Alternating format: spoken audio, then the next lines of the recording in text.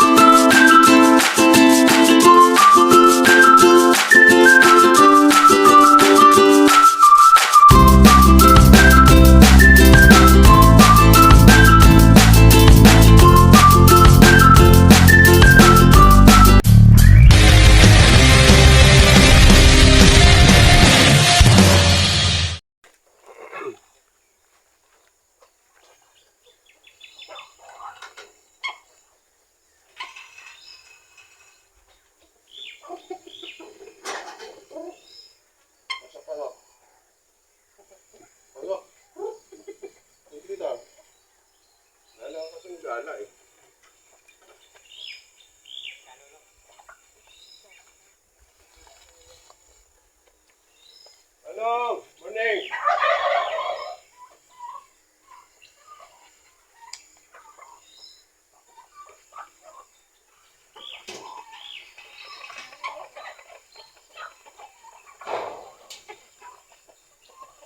Andito yung ano, oh.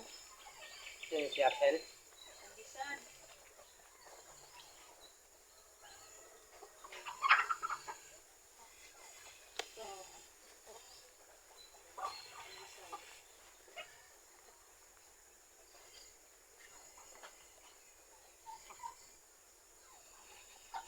Okay, labas nga natin to. Alam mo ba kaya siya nakalabas? Binigyan mo ng tungtungan eh. Basta dito well, malinis. Ayoko nang may ano dyan. Ano natin.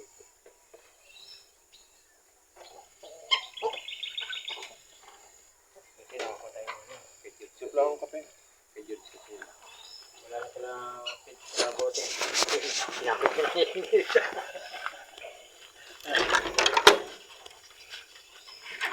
So ito na mga kabrad yung. Saan yung ano? Tingnan natin. May tipla ang kape natin, May. Pero muna natin.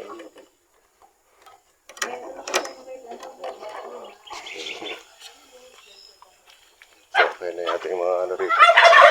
Tapos ito na yung kanilang itlogan. Yan. Pinaayos na rin natin. Yan, may itlog na siya.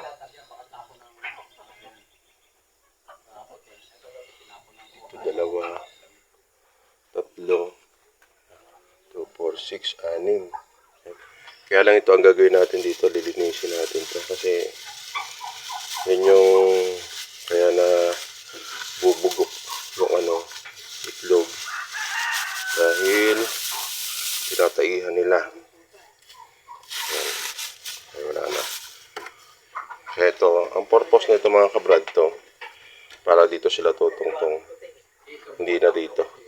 Pasok na lang sila diretso doon. Yan. Tapos ito na rin yung kanilang hapunan. Okay na. yung kaya nakakumusta na pre.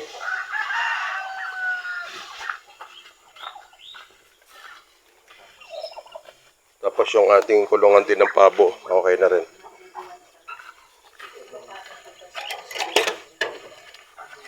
Lalagyan mo ito well ng ano sa ilalim. Kasi harang para baka sinusuot nila rito. Musuot. So ito.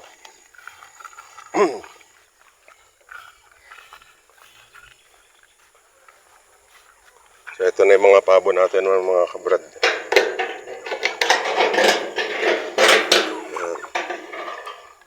Well, bumalik ba rito yung kagabi? Yung lumipad sa taas? Dito kasi kagabi may lumipad dyan. 2, 4, 6, 8, 10, 11. So ito.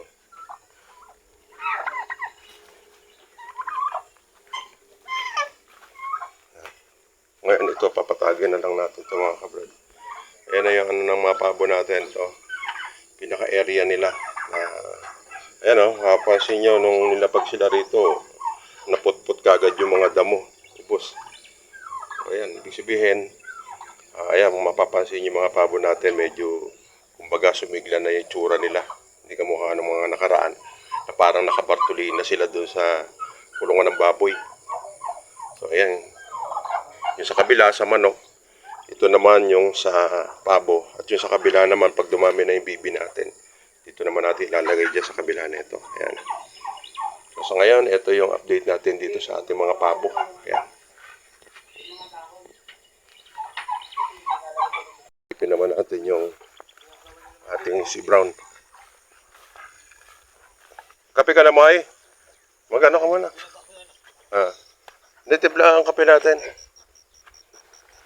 Tapos ito si Brown. Lulusog ah. Maganda ng ano, oh. Ne?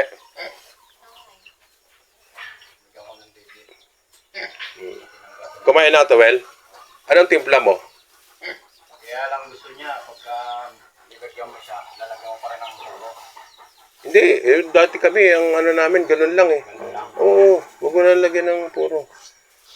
Kagabi lang yan pinuro dahil niya, hindi pa pala napakain kagabi, ano. Ganun lang ang timpla mo. Pero ito okay lang. Ito, kasi meron siyang pinadedede. Kaya kasi kaya kung may nahaluan ng puro, kasi may anak eh. Oo, hindi, okay lang naman to. Yung nandun, okay lang na walang puro. So, yun, wala mga anak pa rin. Oo. Ito, ang lalaki na ito, 3 ata, Well eh. Ha? 3. 3 yung lalaki. Kasi kaya, sabi ko kailangan makatili ng maayos. Yan na ito. Ayan no, ang gaganda. Parang ilang days na, pang 7 days no? 7 days to. Kailan ba ito ba ito? Linggo. 6 pa lang. 7. Linggo. Linggo, Lunes, Martes, Miyerkules, Huwebes, Biyernes, Sabado, Linggo. Ay, hindi pa lang ngayon. Parang Sabado. Linggo pa lang. Yan, so ito yung ano natin. So dito naman, kahapon, gabi na kasi tayong dumating, mali yung batak nila rito ng poste. Kaya ayan, ito, babaguhin natin to mga kabrad. Mali sila ng batak. Ito. Pero ngayon, magsusuka tayo doon. Papunta ron. Well, yung bibi natin dyan, 3 yan, ah. Mamaya punta tayo doon. Mga siguro, bago o makapananghali. Para maano natin yung... Oo.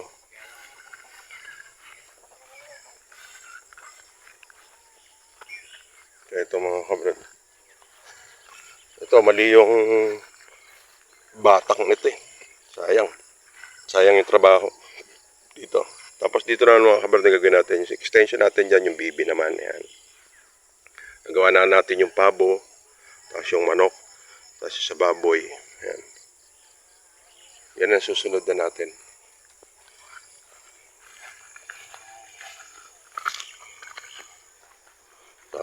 Dahil nakadarating na natin, kakape muna tayo. Sama ko yung aking commander, tapos si Bayaw Joel. Ayan. Ito naman, ito, meron tayo ditong humahalimhim na isang manok. Yan yung pure Rhode Island na to, di ba? Parang, hindi, half na rin to. Kasi may halo na rin to eh. Ito malapit na to, mga kabrad, mapisa. Tapos ito naman, temporary open lang to. Itong area na to.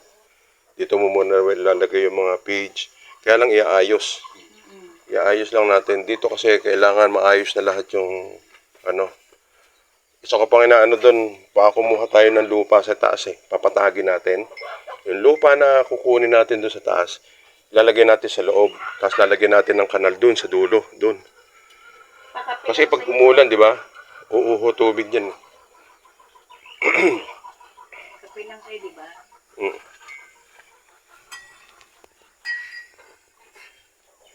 Dito mga kabrad, pag ganitong umaga, napakaganda at napakalamig. Iba ang simoy ng hangin talaga rito. So ngayon magkakape muna tayo mga kabrad. Tapos mamaya naman, doon sa sinasabi ko nga, para masukat namin ni Joel, para sakto na. Kasi kahapon, kaya hindi ko rin natutukan dahil sa trabaho tayo. Hindi ko na-check ang akala ko kasi nung una, yung binigay sa akin ni Joel, yun na yung tutulusan niya. Nagkuli siya na nabanggit daw nung kasama ang kapitbahay namin dito na doon daw yung muhon, pero mali. Dahil meron pang dating muhon doon na nung unang-una pa lang. Kaya pag sinukat mo yung kagabi, sinukat ko, hinakbang ko lang, ang area lang natin na dapat 16.58, inabot na halos ng 20. Kaya sobra na. Kaya mali. Mali yung ano na yan. Kaya ngayon itatama na lang natin. Susukatin natin. Mga kabrad, kape muna tayo. Ito, may dala tayong pandesal. Tapos mainit na kape. Yan. Tapos, temporary siguro na dito muna makagawa ng yung area na yan. Hindi pa naman parang tambayan lang ba pag dumabot yung mga anak mo pag pumupunta. Kasi pag doon sobrang init eh. Dito na lang muna temporary lagyan ng Mamatapon yung kape mo.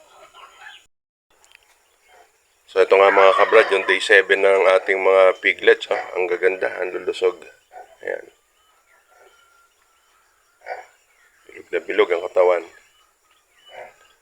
Yan ang kinainaman ng mga kabrad dahil tayo ngayon puro crossbreed na. Hindi na tayo yung pure native. Dahil sa pure native nga, dahil kamukhang sinabi ko, napakatagal lumaki. Talo ka sa panahon. Ang texture pa rin yan mga kabrad pagka nililitsyon. Kung ano yung texture ng native, yung pa rin. Matagal siya bago siya yung magmalanta, hindi kamukha ng pure white na pagka nilitsyon mo talaga, ang mangyayari nun, pag hinango mo na mga minutes lang, nalalanta na. Pero ito, yung pa rin ang texture ng ating gagawin mga litsunin na yan. Yun. Ang gaganda mga kabrad. Day 7. Kabrad, tingnan naman natin yung ating mga native dito sa kabilang kulungan. Ito yung mga sisyo natin, mga nakawala eh. Maliliit pa sila. Ayan. Ito malaya sila.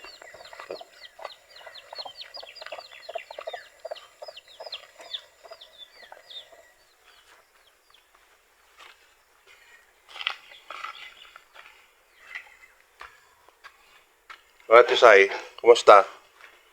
Sai? Kumusta kayo? Ito.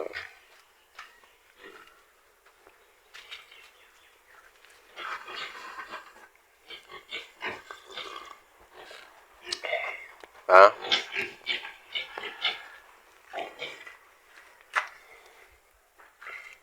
So ito mga kabrad yung ating Mother Tiago. Ito papapantay natin ito mga kabrad yan. At yung marami tayong buho doon. Pwede natin magawa kung ano ba pwede nating magawa dito sa ating pahingahan.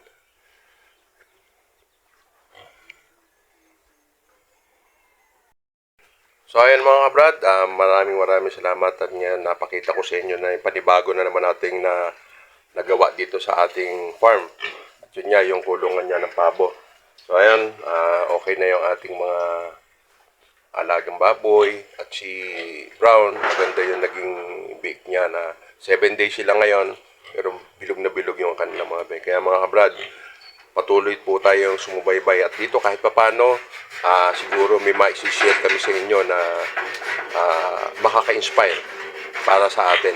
Kaya mga kabrad, muli maraming salamat po. God bless sa atin lahat.